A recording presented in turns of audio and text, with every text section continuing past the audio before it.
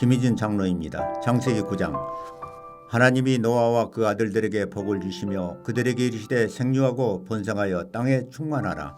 땅의 모든 짐승과 공중의 모든 새와 땅에 기는 모든 것과 바다의 모든 물고기가 너희를 두려워하며 너희를 무서워하리니 이것들은 너희 손에 붙였음이라. 모든 산 동물은 너희의 먹을 것이 될지라. 채소같이 내가 이것을 다 너희에게 주노라. 그러나 고기를 그 생명째 되는 피째 먹지 말 것이니라. 내가 반드시 너희의 피 곧 너희의 생명의 피를 찾으리니 짐승이면 그 짐승에게서 사람이나 사람의 형제면 그에게서 그의 생명을 찾으리라. 다른 사람의 피를 흘리면 그 사람의 피도 흘릴 것이니 이는 하나님이 자기 형상대로 사람을 지으셨음이라. 너희는 생육하고 번성하며 땅에 가득하여 그 중에서 변성하라 하셨더라. 하나님이 노아와 그와 함께한 아들들에게 말씀하여 이르시되 내가 내 언약을 너희와 너희 후손과 너희와 함께한 모든 생물 곧 너희와 함께한 새와 가축과 땅의 모든 생물에게 세우리니 방주에서 나온 모든 것 곧 땅의 모든 짐승에게니라. 내가 너희와 언약을 세우리니 다시는 모든 생물을 홍수로 멸하지 아니할 것이라. 땅을 멸할 홍수가 다시 있지 아니하리라. 하나님이 이르시되 내가 나와 너희와 및 너희와 함께하는 모든 생물 사이에 대대로 영원히 세우는 언약의 증거가 이것이니라.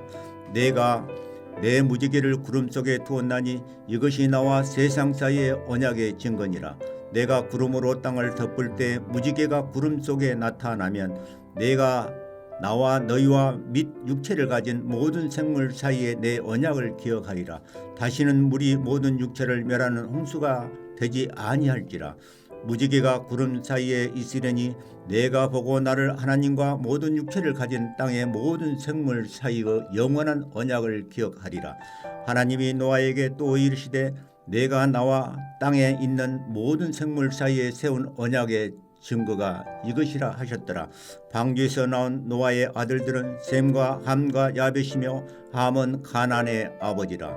노아의 이 세 아들로부터 사람들이 온 땅에 퍼지니라. 노아가 농사를 시작하여 포도나무를 심었더니 포도주를 마시고 취하여 그 장막 안에서 벌거벗으니라. 가나안의 아버지 함이 그 아버지 하체를 보고로 밖으로 나가서 그의 두 형제에게 알림해 셈과 야벳이 옷을 가져다가 자기들의 어깨에 메고 뒷걸음쳐 들어가서 그들의 아버지 하체를 덮으며 그들이 얼굴을 돌이키고 그들의 아버지 하체를 보지 아니하였더라. 노아가 술이 깨어 그 작은 아들이 자기에게 행한 일을 알고 이에 이르되 가나안은 저주를 받아 그 형제의 종들의 종이 되기를 원하노라 하고 또 이르되 셈의 하나님 여호와를 찬송하리로다. 가나안은 셈의 종이 되고 하나님이 야벳을 장대하게 하사 셈의 장막에 거하게 하시고 가나안은 그의 종이 되게 하시길 원하노라 하였더라. 홍수 후에 노아가 350년을 살았고 그의 나이가 950세가 되어 죽었더라. 하늘에 계신 우리 아버지여, 이름이 거룩히 여김을 받으시오며 나라가 임하옵시며 뜻이 하늘에서 이룬 것 같이 땅에서도 이루어지이다. 오늘날 우리에게 일용할 양식을 주옵시고 우리가 우리에게 죄 지은 자를 사하여 준 것 같이 우리 죄를 사하여 주옵시고 우리를 시험에 들게 하지 마옵시고 다만 악에서 구하옵소서. 대개 나라와 권세와 영광이 아버지께 영원히 싸움나이다. 아멘.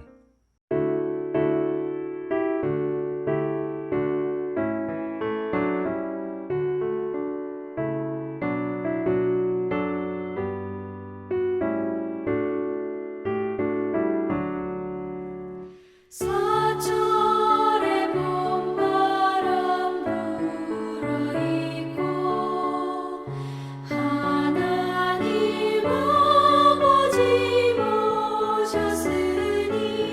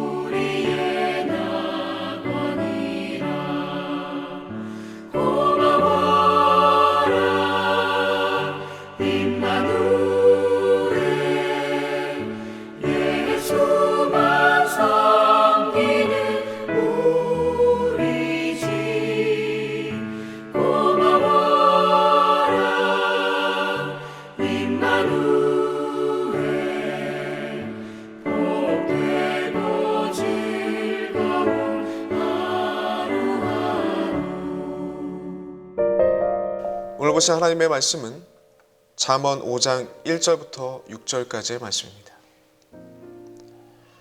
내 아들아, 내 지혜에 주의하며 내 명철에 내 귀를 기울여서 근신을 지키며 내 입술로 지식을 지키도록 하라.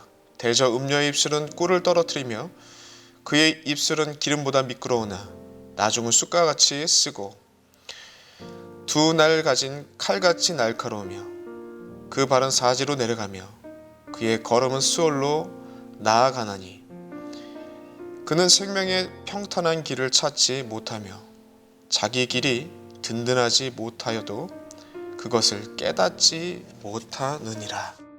음행을 지혜롭게 대처하기, 음행을 지혜롭게 대처하기 라는 제목으로 오늘 하나님의 말씀 전하도록 하겠습니다. 구약 전체의 내용을 보면 언약 백성이 언약을 중심으로 어떻게 살아가고 있고 어떻게 살아가야만 되는지에 대해서 아주 중요하게 다루고 있는 것을 우리는 확인할 수 있습니다. 구약 성경의 이 부분, 어떻게 살아가고 있고 어떻게 살아야 되는지에 대한 이 부분은 구약 성경에서 두 부분으로 나눌 수 있습니다. 두 영역으로 나눌 수 있는데 그 첫 번째는 무엇이냐면 율법이라는 것이죠. 구약에서 얘기하고 있는 그 율법이, 이 십계명과 같은 그 율법이 바로 이 백성들이, 언약 백성들이 어떻게 살아가야 되는지에 대해서 보여주고 있습니다. 율법의 특징적인 것은 순종해서 살든지 불순종해서 죽음의 길을 가든지 이 둘 중에 하나로 결정된다라는 그 특징이 있습니다. 중간은 없습니다. yes 아니면 no, 이 두 가지로 결정된다라고 이야기하고 있는 것이죠. 그러나 여러분들도 아시겠지만 우리의 삶을 보면 이렇게 하라 하지 말라, yes 아니면 no 이렇게 딱 잘라서 얘기할 수 있는 부분들이 얼마나 되겠습니까? 구약에도 마찬가지였다는 것입니다.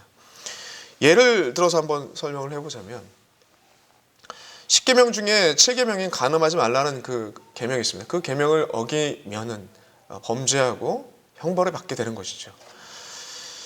레위기 21장 9절을 보시면 제사장의 딸이 행음하여 스스로 더럽히면 그를 불살라 죽게 하였으며 라고 되어 있습니다. 제사장의 딸이 행음하였으면 그것이 객관적으로 드러났을 경우에 돌로 쳐서, 아니 본문에 따르면 불을 살라서 죽이는 거죠. 간음하다 잡히면 돌로 쳐서 죽이는 거고요. 이게 객관적으로 드러났을 때 예스와 노로 결정할 수 있죠. 쉽게 결정할 수 있습니다. 그러나 여러분들, 이것이 객관적으로 드러나지 않았다면요, 아직 객관적으로 공개되지 않고 생각만 하고 아직 실행에 옮기지 않았던 단계라면 여러분 어떻게 해야 됩니까? 그런 사람이 바로 나라면, 아니면 겉으로 드러나지 않았지만 이미 그 음행한 행위들을 몇 차례 수십 차례 계속 지속되고 있는 상황이 바로 나의 상태라면, 이런 사람들은 어떻게 하나님의 말씀대로 어떻게 살아가는 것이 맞는 것입니까?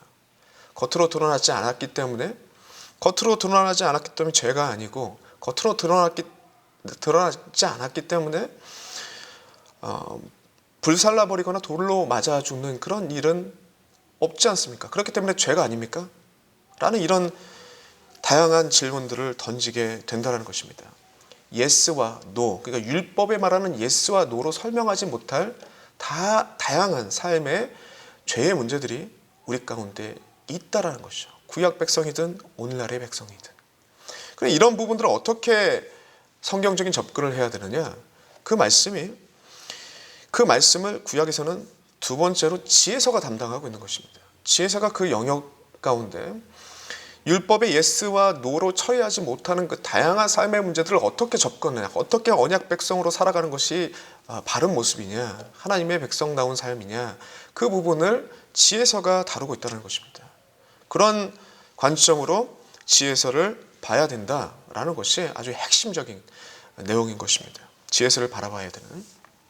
특별히 오늘 본문 5장을 보시면 음행에 대한 지혜의 답변들을 다루고 있습니다. 그 형식은 아버지가 아들에게 교훈하듯이 하고 있는 것이 특징이고, 이 특징이 굉장히 중요한 이유가 있습니다. 왜 중요하느냐?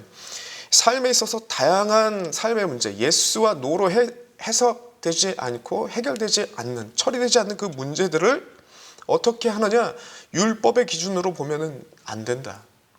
어떤 기준으로 봐야 되느냐?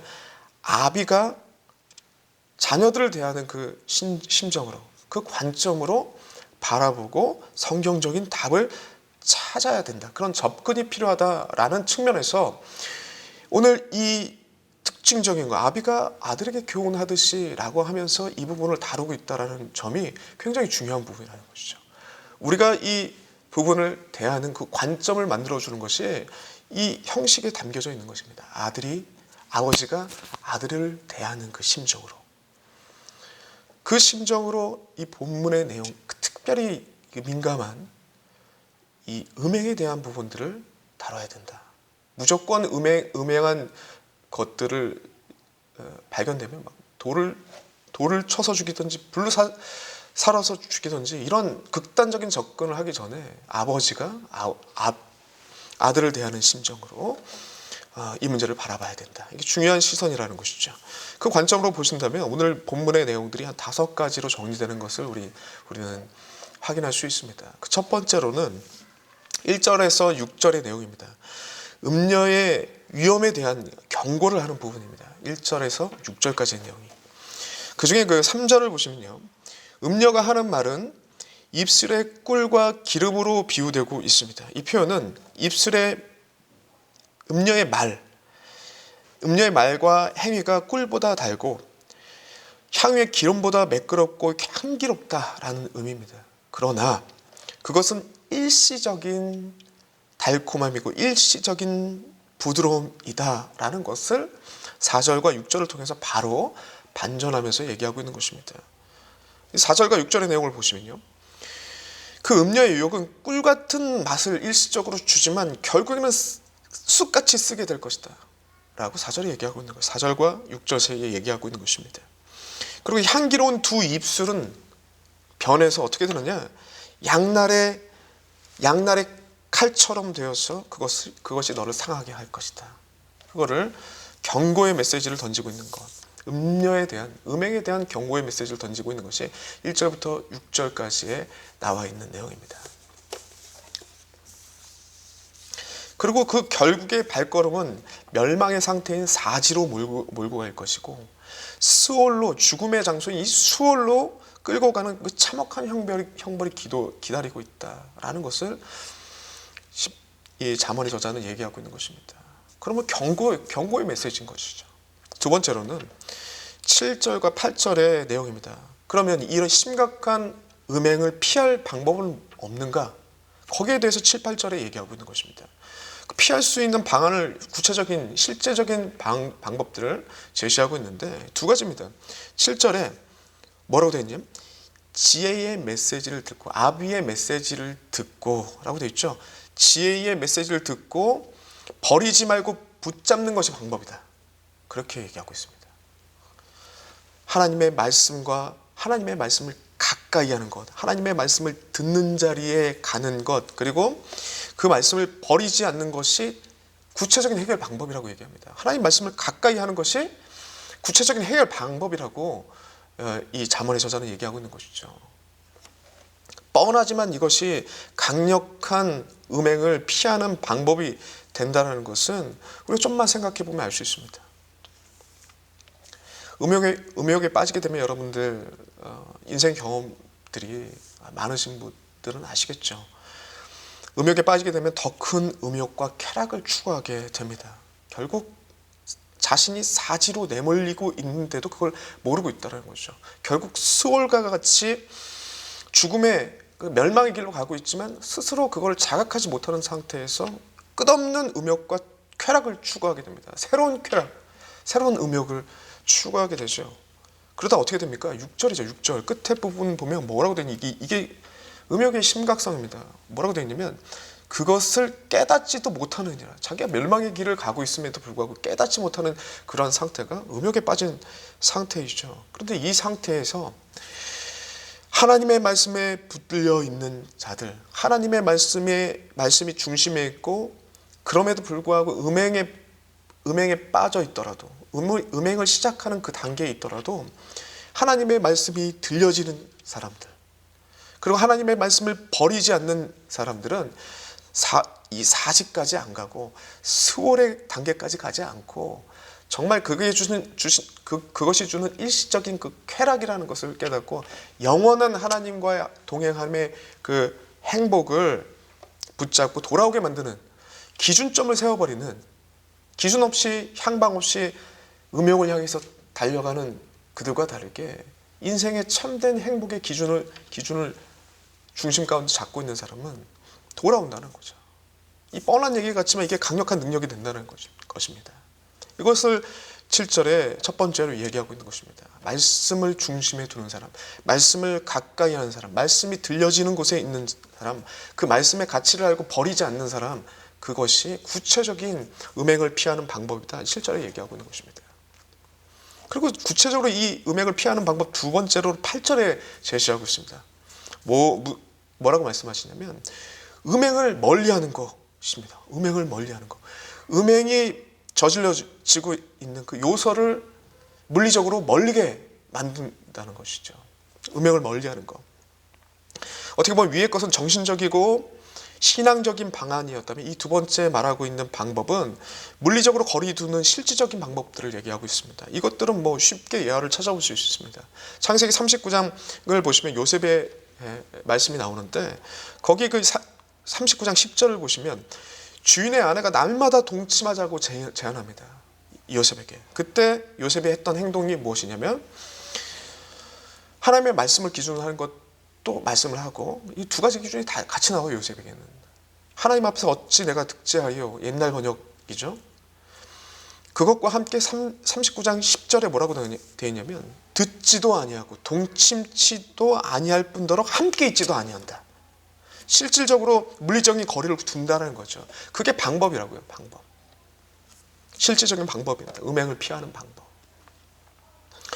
예수께서도 비슷한 말씀을 하셨습니다. 예수께서 음욕에 대해서 말씀하실 때 무심코 눈에 보여서 음란하게 우리의 마음에 음욕을 품게 하는 그 말씀, 그것 또한 문제다라고 얘기하시죠. 그것을 통해서 주변에 그 음욕을 품을 만한 그 환경을 만들지 말라라는 의미가 되는 것이죠. 무심코 바라보는 그것을 통해서 내가 음욕의 마음이 품었다면 그것도 죄라고 말씀하시면서 그 얘기는 결국에는 주변에 음욕을 품을 수 있는 물리적 거리에 있는 것들, 그것 또한 믿는 사람들은 조심해야 되고 관리해야 된다. 그 얘기를 하고 있는 거 아니겠습니까? 물리적인 거리가 그만큼 중요하다는 것입니다. 음행을 피하는 방법을, 구체적인 방법들을 제시하는데 멀게 하라 라는 것이 실질적인 방안으로 제시하고 있는 이 잠언의 제가 제시하고 있는 실질적인 두 번째 방법이라는 것입니다. 그러므로 잠언의 저자는 음행을 피할 구체적인 방법으로 말씀을 가까이 하는 것, 그리고 그 음욕을 품게 만드는 대상들, 요소들을 물리적으로 멀리하는 것, 이게 방법이라고 얘기합니다. 여기서 끝나는 것이 아닙니다. 이 잠언의 저자는 다시 한번 9절과 14절에 음행에 빠졌을 때 당하는 그 구체적인 피해에 대해서 아주 구체적으로 또 한번 제시합니다. 그러면서 다시 한번 경고의 메시지를 던지는 것이죠. 그 내용을 보면 이렇습니다. 총 5가지로 정리됩니다. 음행에 빠지면 명예를 잃어버립니다. 그 9절에 나와 있는 내용이고, 젊은 시절을 낭비하게 된다. 이 9절에 나와 있죠, 같이. 그리고 세 번째로는 재물을 낭비하게 된다. 그리고 네 번째로는 육체가 약해진다. 11절에 나와 있는 내용입니다. 그리고 이 12절과 14절에 나와 있는 내용은 한탄하게 만든다. 인생을. 그렇게 결국에는 하나님의 닮은 존귀한 하나님의 형상은 다 잃어버린 모습으로 갈 수밖에 없다라는 것을 다시 한번 경고의 메시지를 던지고 있다라는 것이죠. 이런데도, 이런 구체적인 상황들을 제시하면서 이런데도 네가 음란함과 음행에 빠져 있을 것이냐? 라는 강력한 경계의 메시지를 한 번 더 말씀하시는 것이죠. 그리고 네 번째, 15절과 20절에 나와 있는 그 내용을 보시면 음행에 빠져 있을 때 극복법에 대해서 나옵니다. 아까 전에 그 7절과 8절은 음행을 피하는 방법을 구체적으로 제시했다면 말씀을 가까이 하는 것과 그리고 물리적인 거리를 두는 거, 음행을 피하는 방법을 얘기했다면 그렇다면 구체적으로 음행에 빠져 있는 사람은 어떻게 할 것이냐?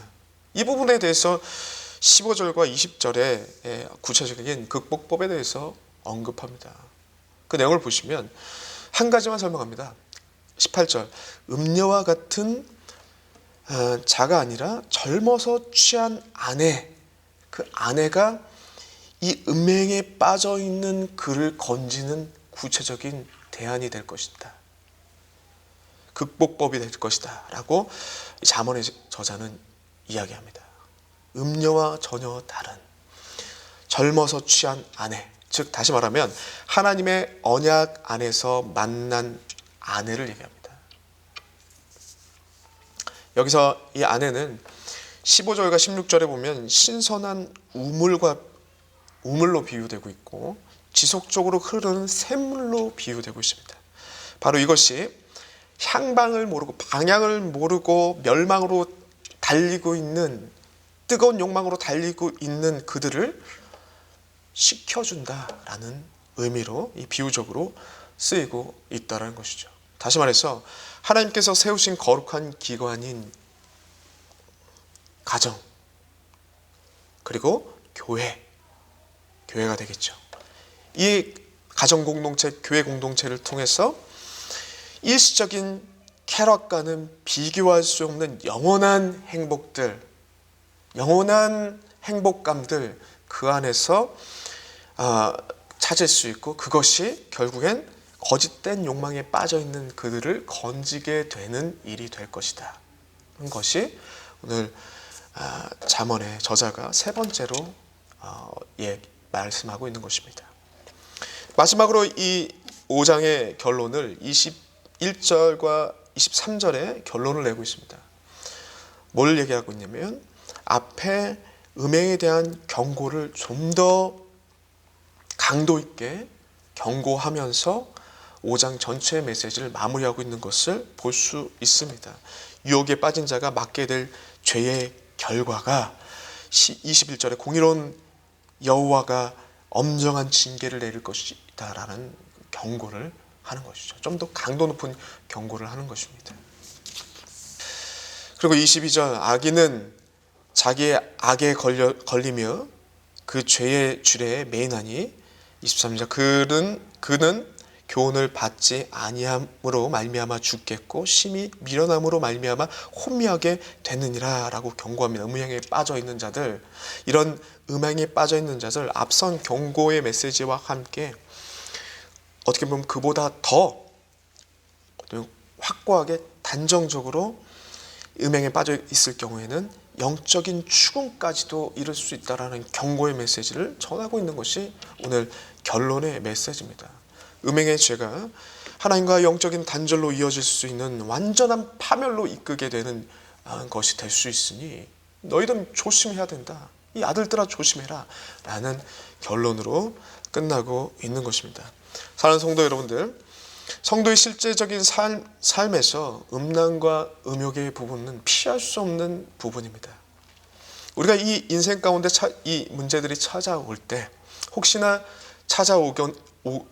올 때도 있고 그 안에 빠져 계신 분도 있을 것입니다.